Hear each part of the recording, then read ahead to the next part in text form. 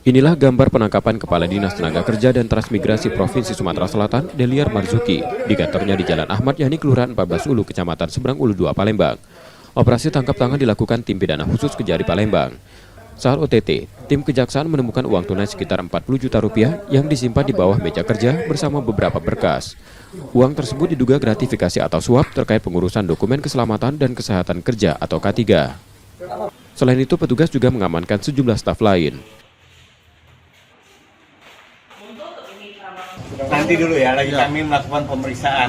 Besok press release-nya jam 9 pagi di Kejaksaan Tinggi. Biarkan kami bekerja dulu ya. Bekerja dulu dengan waktu yang ada. Kepala Kejaksaan Negeri Palembang saat ini belum memberikan pernyataan resmi terkait OTT ini. Yudi Kiswanto, Kompas TV, Palembang, Sumatera Selatan.